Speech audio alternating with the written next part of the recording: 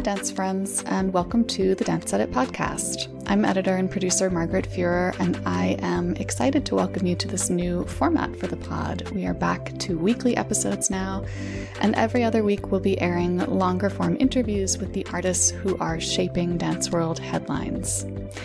Our interview guest this week, well, if you're a dance person, he really needs no introduction, but I'll give a very brief one anyway. It's Mark Morris, one of the most widely acclaimed and prolific choreographers in the world, full stop. And the Mark Morris Dance Group is about to premiere his latest dance, The Look of Love, which features the music of the legendary Burt Bacharach, who has also been involved in the production, as you'll hear. Mark is a famously candid and opinionated and lively interview subject. We started out talking about Bacharach and went on to discuss everything from how he feels about commercial dance work to how the pandemic has changed the arts, or rather changed everything, including the arts. So buckle up, here's Mark Morris.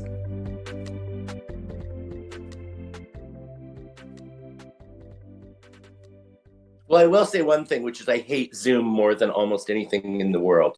Anyway, here I am. So here you are. I'm with you on Zoom, but I appreciate you being here. Hi, Mark. Officially, welcome to the podcast. Thanks. We are now, as we're talking, we're a few weeks out from the premiere of The Look of Love, your latest evening-length work. It's a tribute of sorts to Burt Bacharach, so I guess a natural place to start is why Burt Bacharach and why Burt Bacharach now? Well, why do you say it's a tribute? Oh, I'm just stealing from the marketing language that I was reading. Oh, all right. Okay. Yeah, I don't know. It's a dance to the music of Burt Bacharach and mostly Hal David. So, yeah, I did it because I like it, which is why I choreograph all music.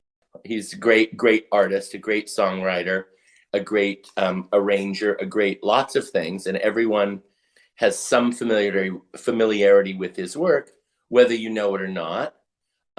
So for some people it's nostalgic, for some people it's brand new, and some people will like it and some people won't like it. And he's written so many songs. It's like a sort of a Schubertian scale of writing fabulous, wonderful, moving, beautiful, surprising songs. I mean, it's not Schubert because he, of course, died very, very young, and Burt is still with us in his 90s and fabulous and gave us his approval and has been very friendly and cooperative. So since he's involved in it and approved it and alive, that's why I would question the use of the term tribute. And of course, I salute him and love the music. So Ethan Iverson and Ethan was my music director for a number of years and is a very, very great jazz pianist and composer and performer and arranger. And we mentioned Bacharach's music many, many years ago because we love it. And there's a huge variety of it. And it covers a great deal of territory. And it was Ethan is the person who is doing the musical arrangement and playing in it. He also is known for having composed the arrangements of my dance called Pepperland, which was based on the Beatles' Sgt. Pepper album, etc. So it might seem like we're doing a series of tributes to music from the 60s and 70s, and we're not. I mean, it's not like a collection of these that we're going to keep doing. We did Pepperland on a surprise commission from the festival in Liverpool celebrating the 50th anniversary of that. And this is not assigned to any particular event or any sort of assignment. It is, we love this music and decided it was time to do this piece. So it's been in the back of our collective minds for a very long time, and we've just now made it come true. Yeah, that was like my next 15 questions. That was great. Since Burt is, as you said, he's in his 90s, I'm guessing he's not running around the rehearsal studio with you, but you mentioned that he has been sort of involved in the process. How has he been involved? It's called Zoom, and it's a nightmare, but it works when you need to communicate with somebody thousands of miles away. So in that way, in his support, and we've had a few meetings, and I don't know, he's great and interesting and funny. You know, he would sing snatches of tunes on Zoom. I was like, oh my God, what is this? It's so fabulous. This is happening. So it's really, and it's not a trip down memory lane. It's not a nostalgia festival, but it's like really the songs are so varied and there's so much information in them. Not just that most of them are kind of upbeat and most of them have a sort of a sad punchline. A lot of them are about being left. It's like a lot of genre of music are in a particular mode and in a particular style of description. And this stuff, which is always in the back of my mind. That sounds like a song title of Mr. Burt Bacharach. But these songs have become sort of, for a lot of people, younger people, kind of, nobody wrote them. They're kind of folk music. It's like, oh, wait, I know that. Oh, somebody wrote that? And I have an announcement. That person was Burt Bacharach.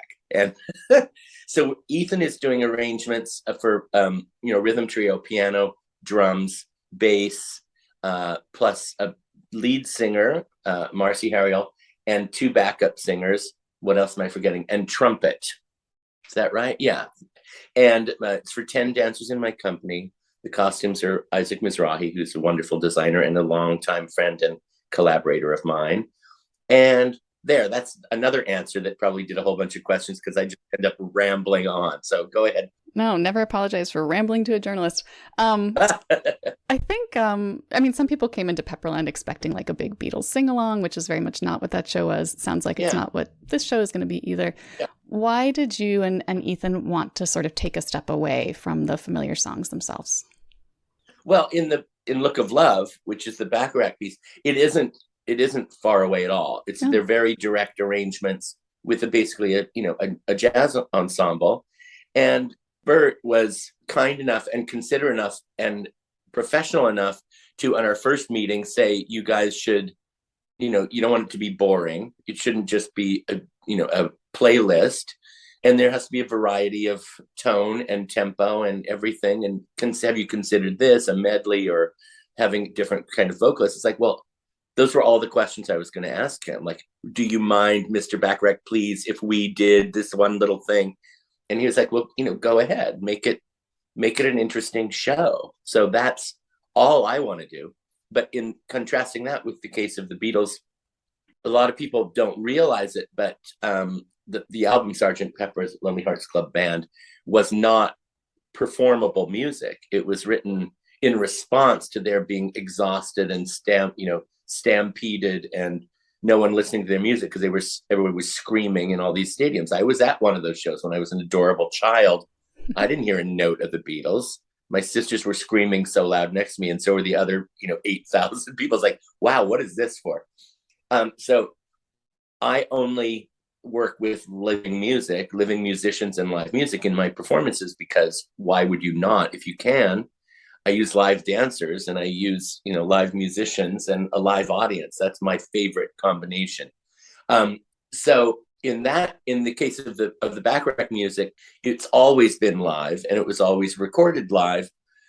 And we don't have to imagine what it would be like. So with Pepperland, there was no real template for what to do with the music, because there's no reason to recreate something that was a studio recording and meant to be that. So they came to perform some of the songs later on, but they were never originally meant to be performed in a concert situation. Mm-hmm. That's the long answer to that. So, like the Beatles, Burt Bacharach has, just an enormous catalog of work. Mm-hmm. In Pepperland, you focused on one album. That was a way of narrowing it. But how did you and Ethan and maybe Burt create the, quote unquote playlist for The Look of Love? Oh, that was me and Ethan. And Ethan and I sort of, it's like, I'm not as wild about this one as I am about that one. Or I can make this into a great arrangement. Or this isn't my favorite song, but it would make a good dance. Or this is the greatest song I've ever heard in my life. So it was a mix of those. Ethan was working on the arrangements during his very busy touring schedule and performing schedule. So he came up with a series of songs and their sort of rudimentary arrangements. And I started working with those. Colin Fowler, who's my current and fabulous music director, is a brilliant keyboardist as well as many other things. And so he plays for rehearsal. I sing, or sometimes Marcy, the singer who's going to do it, lately has been coming in. And I've been choreographing it the way I always do. And I still just lately decided on the actual sequence of events of the songs because of, what key they're in, what tempo, what the dances look like. So I've just lately sort of rearranged the sequence to make a more satisfying sort of arc. And so we're working on that, and we're heading into the home stretch, of course. Now is when the hits the fan, which is apparently this exciting part. That's what I always remember. Always in retrospect, it's like, oh, of course, it was so thrilling heading up to the opening, buzzer. And it is, but it's also really a little bit stressy and, a little bit nervous making, but it's going great. I'm very happy with it. You're talking about choosing songs because they were the greatest song you've ever heard. Which of those songs is the greatest song you've ever heard? I'm not saying. I don't want to lead the witness. My sister's favorite song is decades ago was Message to Michael. And that's a song a lot of people aren't as familiar with. It's not as well. I don't know. It's a great song. You love it or you don't know it. And so I had to include that. And then it was like, are we going to do Raindrops Keep Falling on My Head? I don't know. And the answer is yes. So we struggled over that, partly because it's so familiar and partly because it's so catchy that it's like, it's not cheap. It's just, it's an earworm, as they say. It gets in your head and doesn't go away. And I guess that's good advertising for people who get out of the theater and are singing something at the restaurant after. It's like, oh, what was that? You must see this show, I know you sort of famously don't like to talk about the process of making dance. I just have been. Well, I mean, in terms of the actual steps. Well, wait a minute. Hold on. I'm reluctant about talking about the process of my work. Well, that's why you read the books that I've written. That's why you read my memoir. It's all about that. Also, I don't want to know about other people's stuff. I don't want to see a work in progress. I think you should do the work and then show the show. The piece should be judged by its entirety and its completeness. That's the art product that I'm working on. The sort of craft part, the working part of making up a dance it's personal. Because talking about the process of making up a dance is, I choose the music, my company does this, I make up steps, I change them. All steps are some combination of right, left, right, and go like this. So that's why the proof is in the tasting of the pudding. It's not in the pudding. That's a miscalculation. So anyway, I'll answer whatever question you want, except, yeah, go ahead. Well, it was worth a shot. How do you feel about formulas? Because you said that Pepperland, The Look of Love, it's not necessarily a formula that you're following. And yet, at least as a viewer looking at your work, it certainly seems like your choreography often involves, maybe formula is the wrong word, but motifs. There is this sense of, it worked. Let's revisit it. How do you feel about all that? You mean style? I mean, when we're talking about choreography in particular, yeah, sure. But also, Pepperland, The Look of Love, those are two dances that are similar in ways that might imply like, hey, yeah, this is a formula that works. Yeah, they're similar, but a formula is Mad Libs. A formula is something that works for a while. Let's see, but that's the other thing in describing and not describing my what people call creative process. The formula means I am using music and dancers and a proscenium stage and lighting and costumes and an audience. That's the formula. The formula is concert dance. The formula, I don't know, I don't like the word formula for one thing, but also those two dances out of the other 150 dances that I've choreographed, I don't know if we can make that kind of a generalized statement. They're similar in that people have two arms and two legs, and I use live music.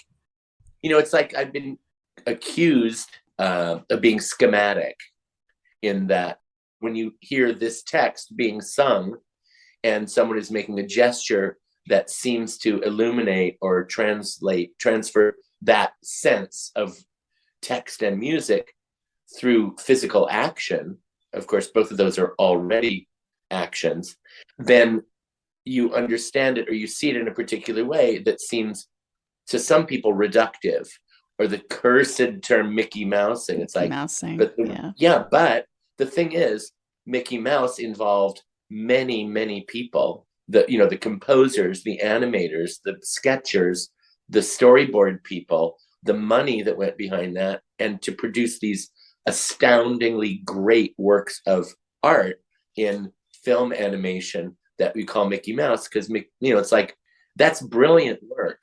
So to me, that's not insulting at all. That's a great compliment, and it's a sign of shallowness in the people who write it.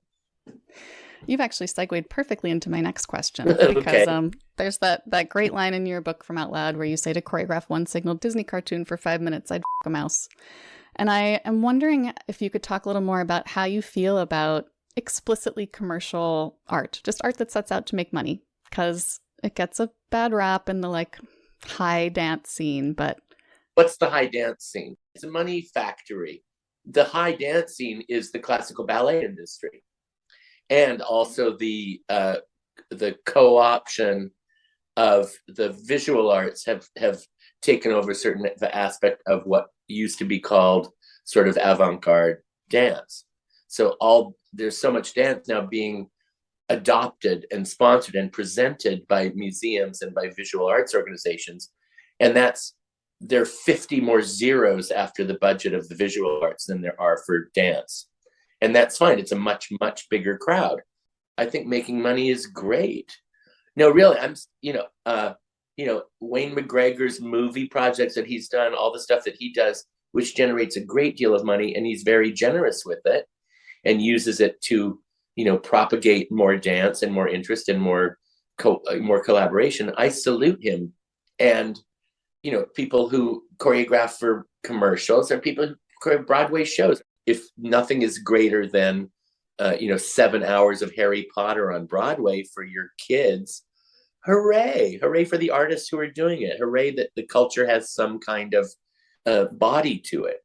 It's meant to be, part of the culture, dancing and music and literature. Let's call them the arts, and let's call them the lyric arts, the performing arts, which are absolutely crucial. And in the United States, very, very dimly viewed, very little supported.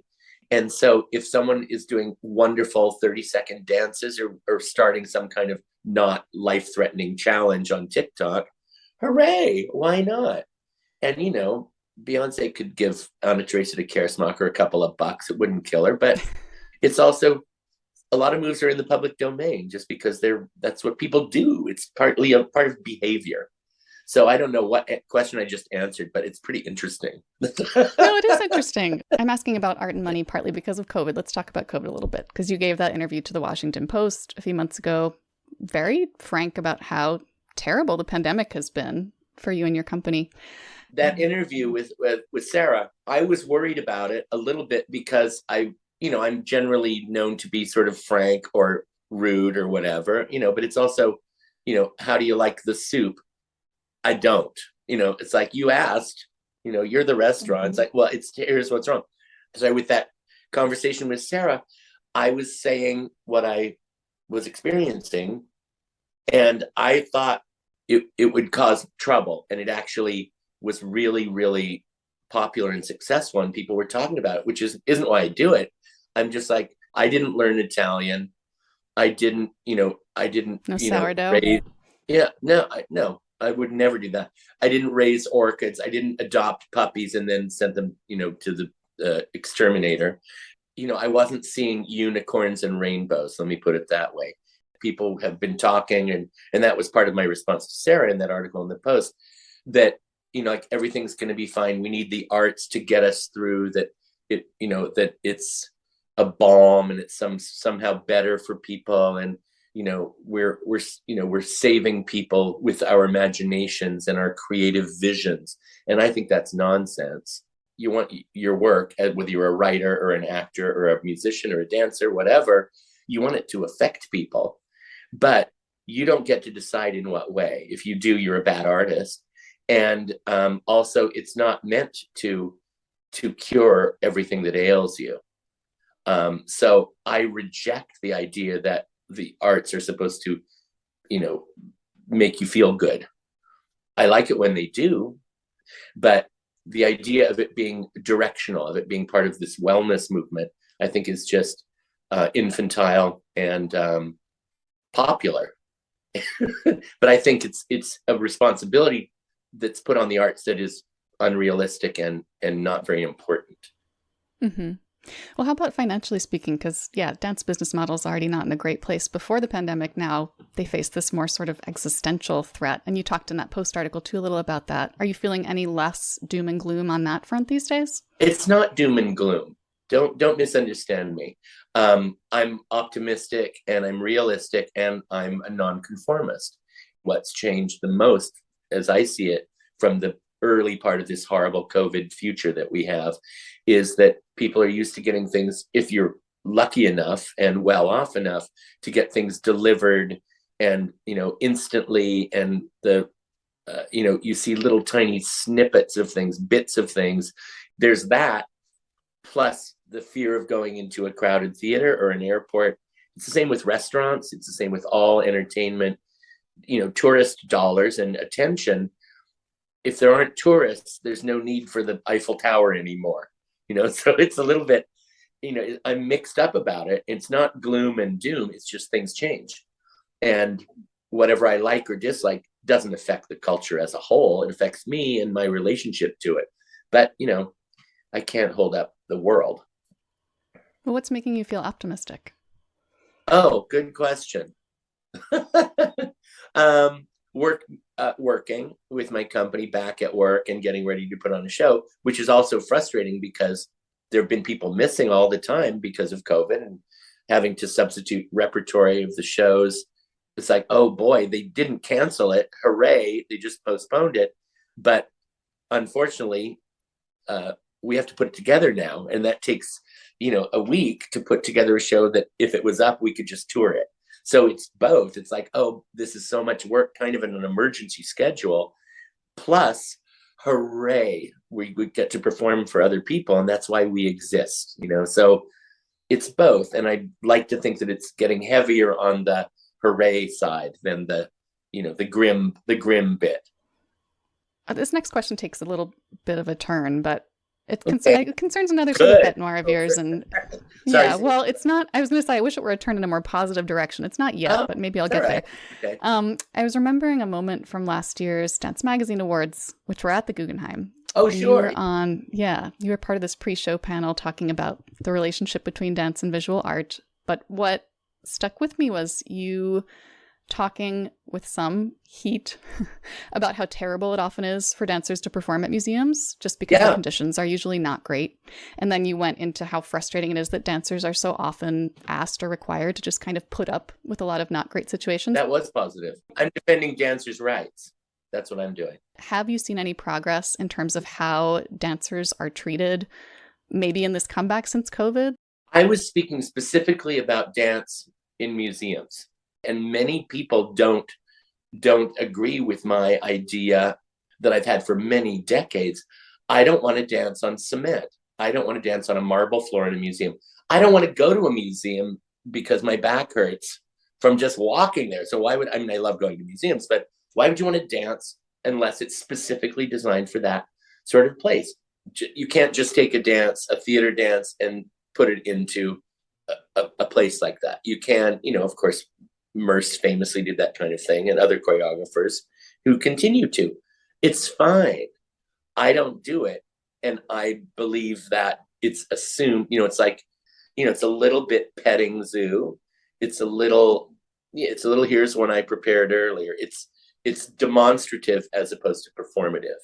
And if I see a show that obviously I have great sympathy for people who are then like jumping on a marble floor in a museum for people with their phones. And, it's just like, to me, it's degrading, it's debasing, and others don't see it that way. That's my opinion. And hooray, if you want to do that, do it. If I have dances that are choreographed specifically to be performed in what I would say not ideal circumstances. I have dances that we can do outside at a park, which we do. But I'm not going to do a full-on knockdown, drag-out, jumping and lifting and rolling on the ground kind of dance on a hard floor. I won't do it. I think it's inhumane. All right, a lighter direction now. Aside from the music of Burt Bacharach and the work of the other collaborators involved in your dances, what other art have you been enjoying recently? What have you been seeking out? Television. Like what? It's great. Television is just great. It's so much more sophisticated than so much of the performing arts, and it's right there. There's an amazing stuff going on. But as far as going to shows, I was just abroad for the first time. I was at the Edinburgh Festival briefly and in London, and I went to shows. I didn't go to any dance shows because I didn't want to. I went to music shows and a couple of plays, and it was really great. But it's like a busman's holiday. I make up dances. I don't necessarily want to see them. But it's like with restaurants, same with arts organizations. It's so much more fraught than it was. So a lot of people have shut down after the big COVID push, big COVID problem, which is a little bit different now.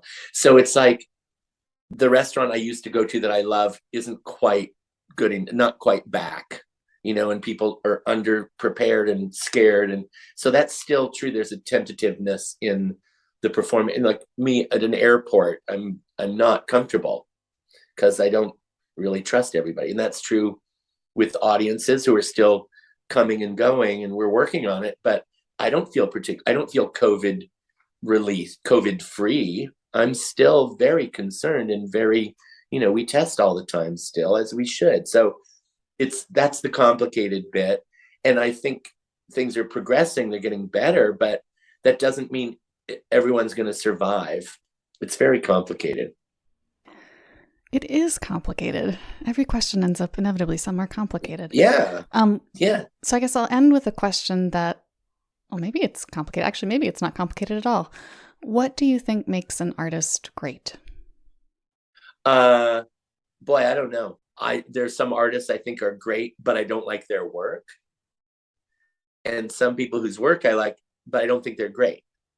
It's like, that's a taste thing. That's a subjective thing. Absolutely. It's like, what a great singer, what a great musician, but I don't like her voice very much. It's like I say this all the time, Frank Sinatra, Edith Piaf, Maria Callas all sing flat and late. And we love that. If they were early and sharp, I don't think we would love it, but it makes you, I don't know if it's a relaxing thing or a trust thing or a mysterious, like what's going to happen next. But you know what I mean? It's not perfect pitch and perfect rhythm. That's nice to be able to do that, but that isn't necessarily how that music needs to go, according to me.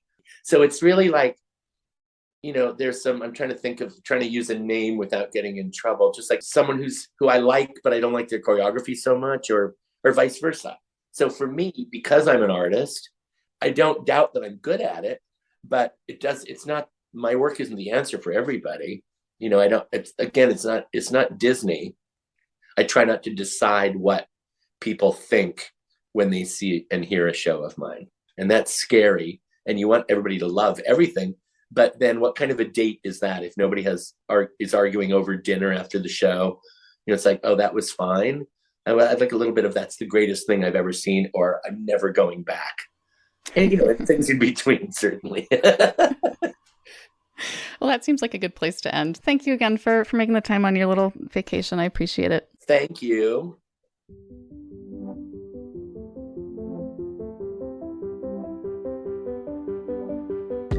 Thanks again to Mark, who, as I mentioned at the end there, was doing this interview while on a mini break from the studio before the chaos of the final Look of Love push began. That work will have its world premiere at Broadstage in Santa Monica on October 20th, before heading to the Kennedy Center the following week, and then continuing to tour around the country. In the show notes, we have a link to the show's microsite, which has lots more information.